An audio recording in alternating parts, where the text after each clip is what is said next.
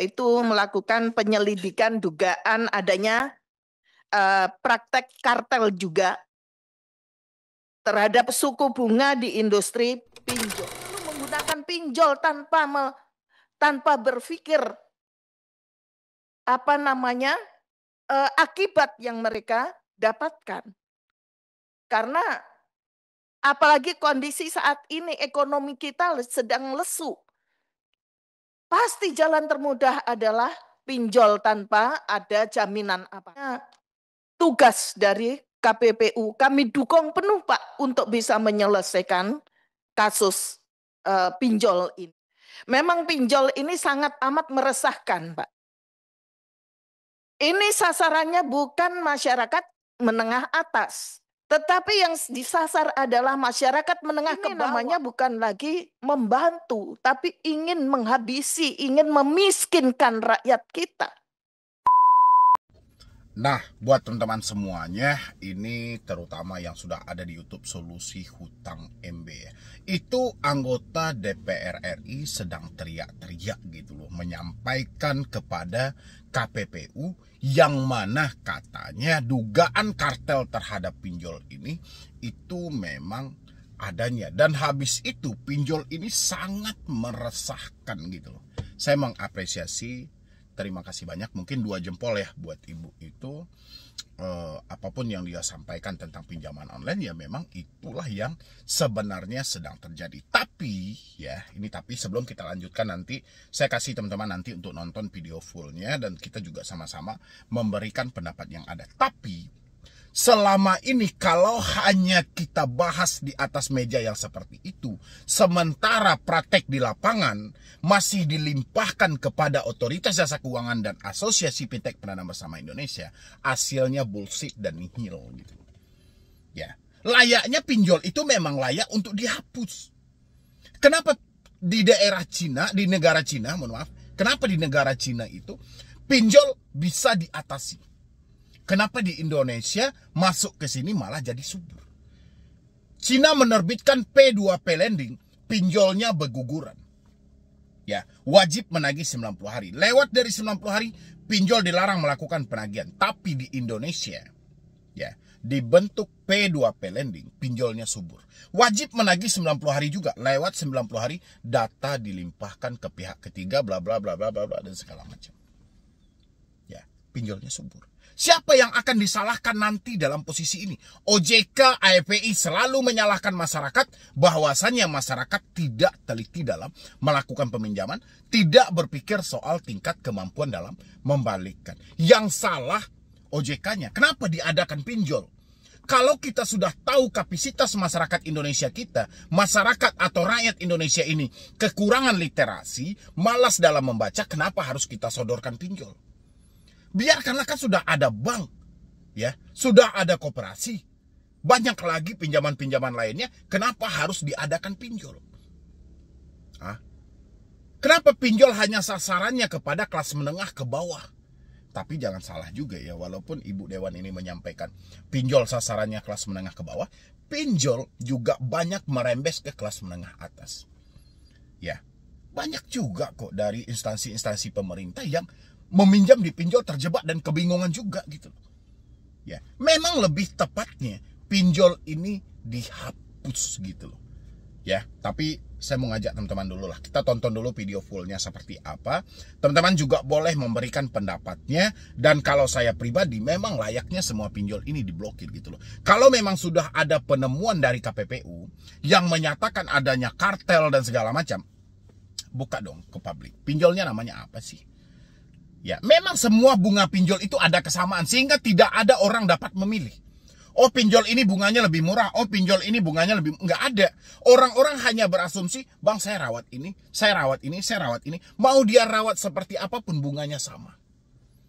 Ya, kan itu yang disebut dengan kartel juga kan. Dia berusaha untuk menguasai. Jadi sehingga tidak ada pilihan di sini gitu loh. Jadi tidak ada persaingan lagi. Semuanya sama. Semuanya telah diatur.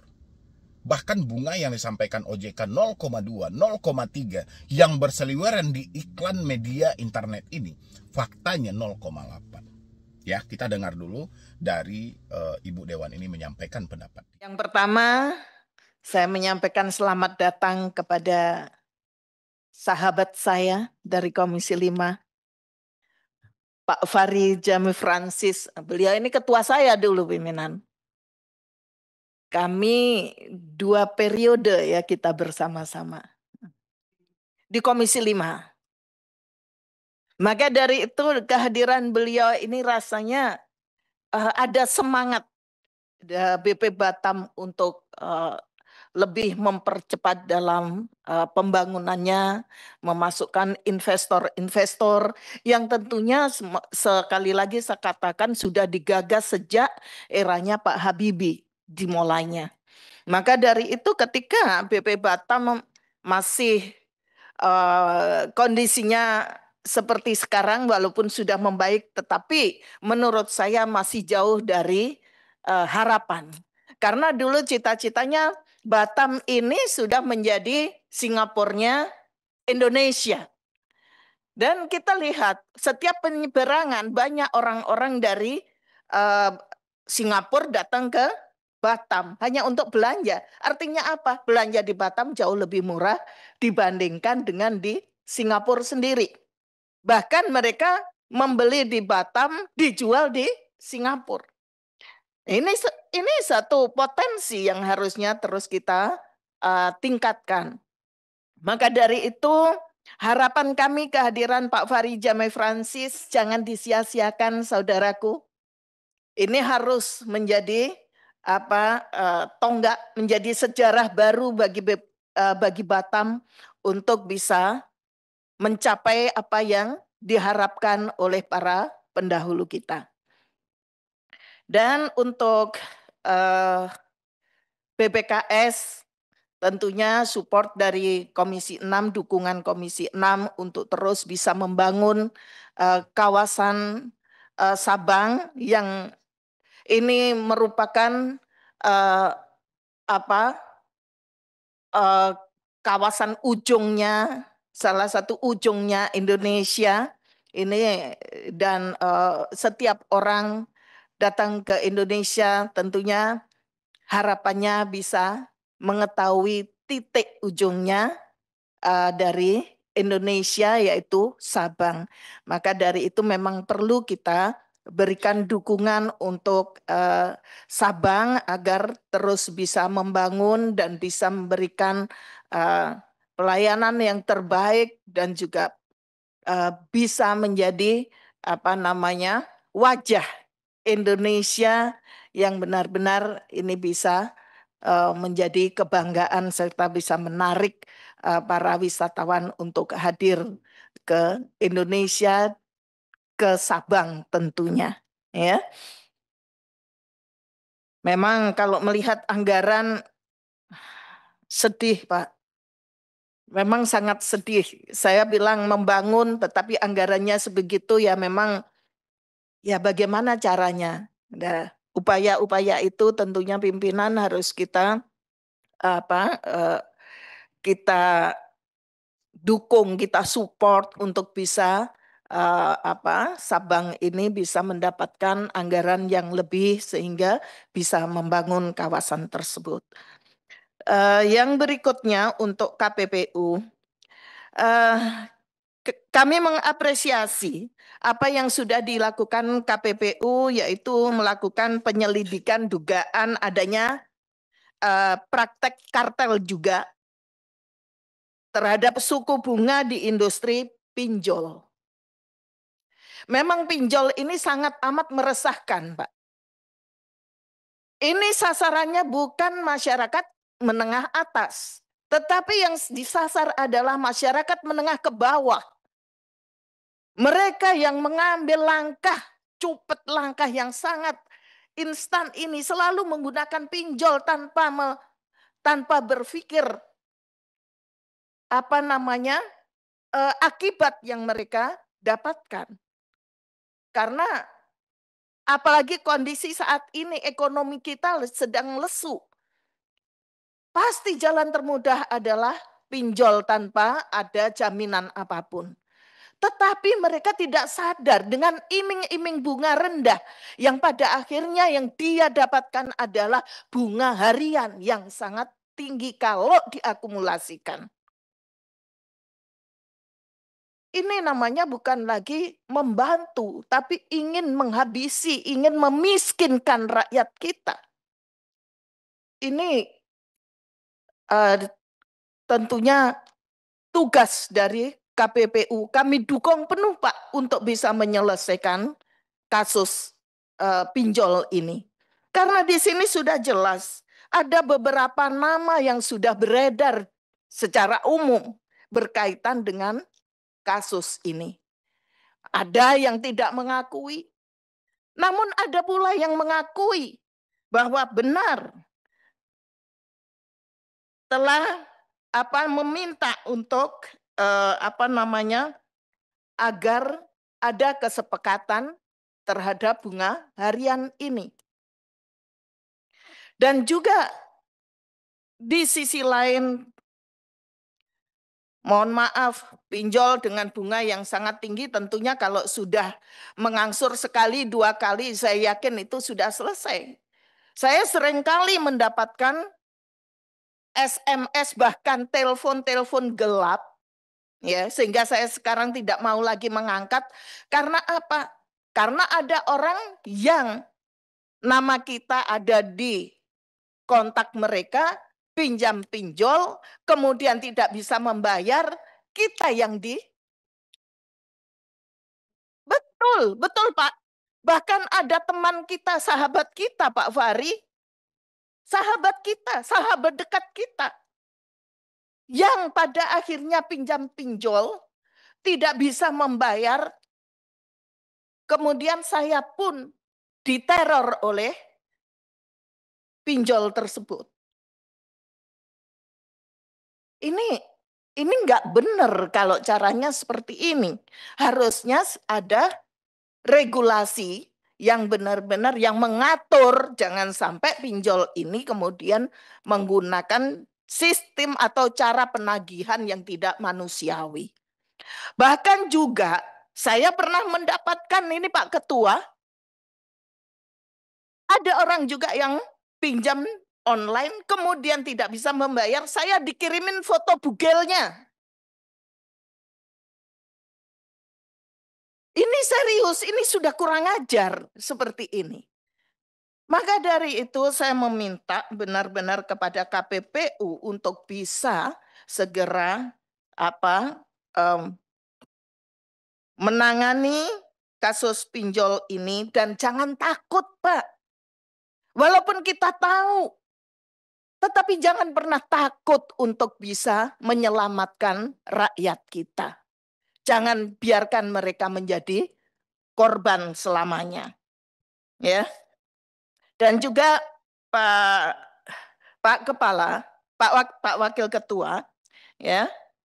Saya juga meminta asosiasi AFPI ini jangan dibiarkan seolah-olah mereka ini sebagai regulator. Mereka bisa menentukan besarannya, membuat keputusan sendiri. Ini tidak boleh, Pak. Harusnya asosiasi itu diberikan batasan, tidak boleh masuk di dalam regulasi. Tidak boleh. Karena di regulasi ini kewenangannya pemerintah, yaitu dalam hal ini ada OJK. Tidak boleh mereka mengatur regulasi yang sudah ada. Ya. Dan sekali lagi tentunya kami sangat mendukung penuh KPPU untuk menyelidiki dugaan kartel bunga pinjol sebagai bentuk pengawasan terhadap praktek persaingan usaha yang tidak sehat ini dan sangat amat merugikan masyarakat. Juga saya setuju tadi disampaikan oleh Gus Mufti Anam terkait dengan penjualan online yang memang ini membuat kami terkaget-kaget. Untuk konsumen pasti akan senang sekali akan senang sekali tiba-tiba mendapatkan barang sangat murah. Tetapi bagaimana dengan sekarang toko-toko offline yang harus tutup karena memang mereka tidak bisa bersaing dengan toko online yang mana mereka tidak membayar pajak. Sementara mereka harus membayar pajak dan juga membayar karyawan. Saya kira itu saja dari saya, pimpinan. Terima kasih. Jelaskan yang disampaikan kan. Itu kalau memang Ibu sedang lagi di media, itu bagus, luar biasa gitu. Yang kita butuhkan bukan soal teriak-teriak di media, tapi yang kita butuhkan adalah aturan buat di lapangan. Aturan OJK hebat, semua telah diatur OJK. Bahkan saking telitinya OJK dalam hal ini, tidak ada kekurangan satu huruf pun dalam kata di dalam aturan OJK. Tapi soal pengawasan, soal praktek yang ada di lapangan bertolak belakang dengan hal yang ada. Maka dari itu saya sangat setuju berbaris paling depan, pinjol kalau bisa dihapuskan dulu atau diblokir dulu, dibuang semuanya dulu. Kalau memang KPPU sudah menemukan dugaan kartel tersebut, 96 pinjol legal buang dulu. Nanti satu persatu kita saring lagi mana yang lebih layak. Inikah kita masukkan satu persatu, kita tinjau. Ya, kita uji kelayakannya, layak apa tidak. Ulang lagi. Tapi kalau masih dibiarkan, ini sama aja. Dan satu hal lagi, kalau bisa Asosiasi Fintech Pendanaan Bersama Indonesia itu kalau bisa itu satu lapisan diganti orangnya gitu. Mulai dari pimpinan tertinggi mereka sampai semua dewan penasehatnya ganti. Ya. Pinjol biarkan menjadi anggotanya, yang mengatur itu beda lagi. Jadi jangan dilibat-libatkan lagi, ini ada orang pinjol memimpin, orang pinjol jadi penasehat, sehingga kita kebingungan harus melapor kemana. Walaupun mereka bekerja sesuai dengan prosedur yang ada, tetap aja gitu loh. Ya, kecurigaan kita terhadap hal itu pasti ada. Karena mereka ada kepentingan lain dalam hal itu. Benar atau tidak teman-teman semuanya? Yang setuju pinjol diblokir, ketik setuju di dalam kolom komentar sebanyak-banyaknya. Share video ini, viralkan video ini, karena no viral no solusi. Ya, jadi kalau sudah viral nanti akan ada solusi yang lebih tepat dan pergerakan. Bukan hanya semata himbauan-himbauan, rapat-rapat, habis itu disorot media dan segala macam. Seminggu, 2 minggu hilang, udah selesai. Bukan seperti itu. Kita pengennya praktek di lapangannya seperti apa. Realisasi di lapangannya seperti apa. Berjalan atau tidak. Kalau tidak berjalan, potong habis. Ya, jadi sekian dulu dari saya, Medi Broni. Wassalam.